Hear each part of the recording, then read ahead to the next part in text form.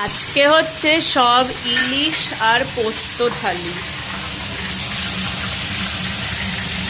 বেগুন আর পটল দিয়ে হবে ইলিশ মাছের ঝাল। এখানে হচ্ছে ঝিঙে আর ঢেঁড়স পোস্ত, আর এখানে প্রিপারেশন চলছে ইলিশ মাছের মাথা দিয়ে কচুর শাক। পুরো মেনুটা পরে দেখাবো আপনাদের। ঝিঙে আর ঢেঁড়স পোস্ত রেডি হয়ে গেল। এরপরে যখন থালায় দেওয়া হবে তখন আপনাদেরকে ফুল থালিটা দেখাবো।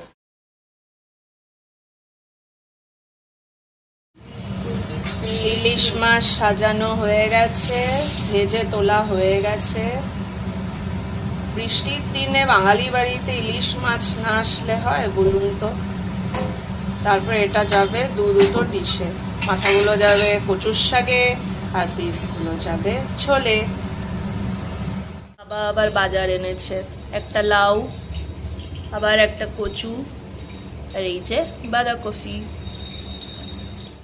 এই যে কচুর শাক এবারে পড়ে আসছে আস্তে আস্তে, আর আরেকদিকে বেগুন আর পটলটা ভাজা হচ্ছে, আর এই যে মাছ ভাজা।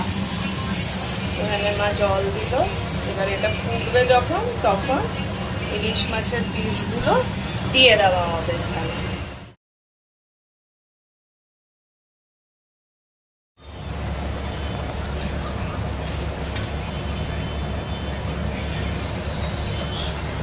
মাথাটা দেওয়া হয়ে গেল, এবার এটা মিক্সিং হবে। এই যে মা রান্না করছে। মা হাই বলো।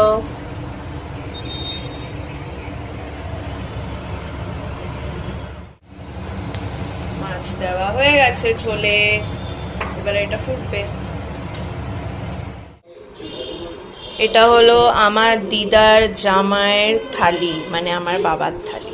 আজকের ইলিশ স্পেশাল থালি।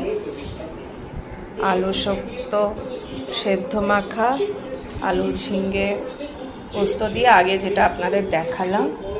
এই যে কচুর শাক বানানো হয়েছে, আর এই যে মাছের ঝোল আজকে দুপুরের মেনু। চলো এবারে আমরা খেতে বসবো। ভিডিওটা ভালো লাগলে লাইক শেয়ার সাবস্ক্রাইব করে দেবেন। আবার দেখা হবে। Bye bye.